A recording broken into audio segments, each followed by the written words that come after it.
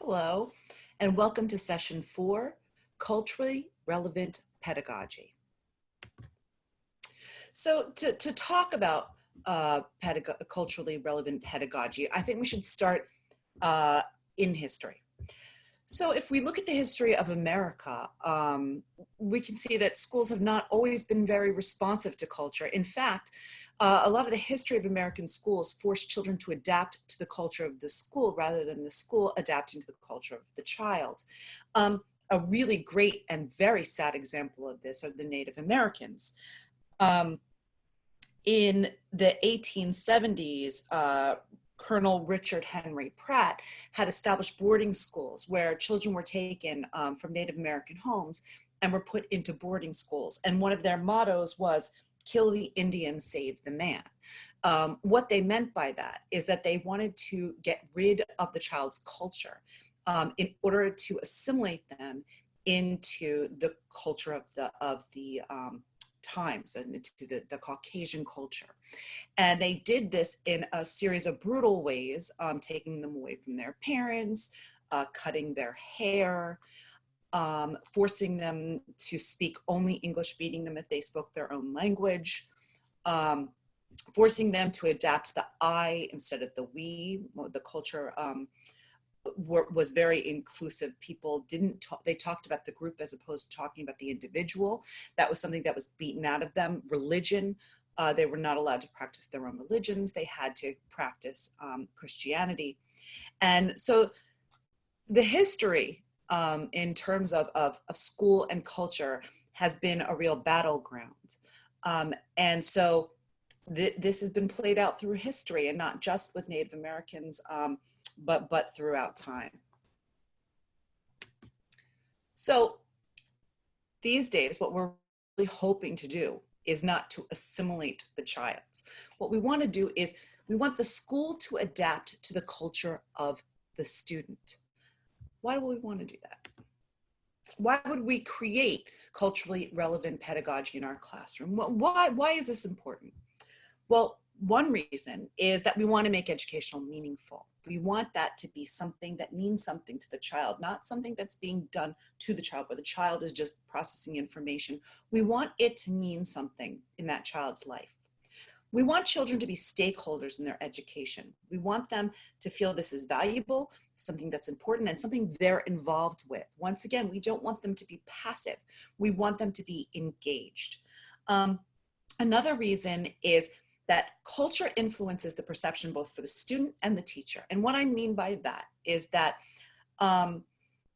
if we're not culturally relevant, we could have a perception of a certain cultural group that would influence how we engage with that child.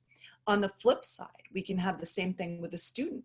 The student's looking at us culturally, they may do the exact same thing. What we want to be able to do is we want to build something that's culturally relevant, something that means something for everyone involved, where we can reach the student and the student is involved.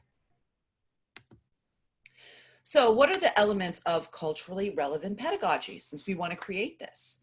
Well, one of the things is having authentic assessments, making sure that our assessments are not biased, making sure that the child can see themselves in the assessment, making sure that they're stakeholders in the assessment.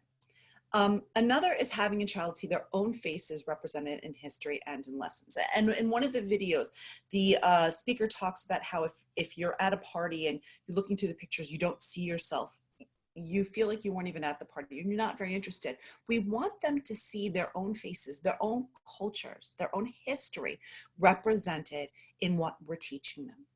And we also want their own values to be reflected in practice.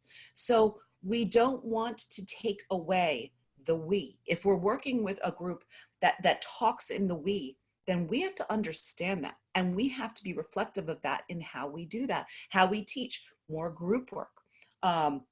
We have to make sure that we have even our seating arrangements, that we don't have children in rows, that we have children in groups.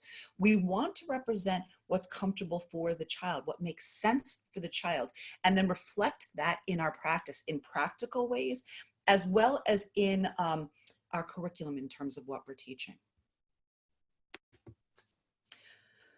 So what are some common pitfalls to culturally relevant pedagogy? Well, one is cultural assumptions.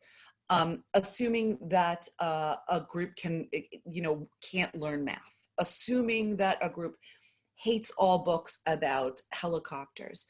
We really need to understand something more than huge generalizations about a culture, which means really getting to know our students, getting to know our community, and getting to know the parents.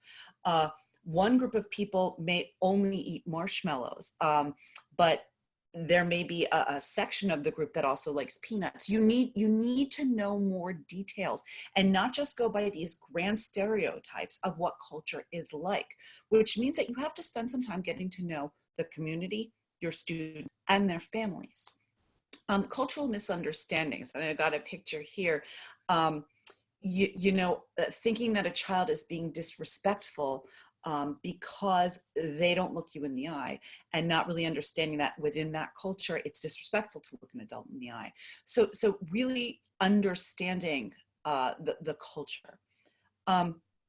Standardized assessments. When you have no control over how your children are being assessed, and you may know that assessment is biased, and you may know that that assessment doesn't conform to the we of the culture, or it doesn't conform to the fact that just some crazy thought that children may all want to sit with their backs to the wall, and for this test they have to sit front.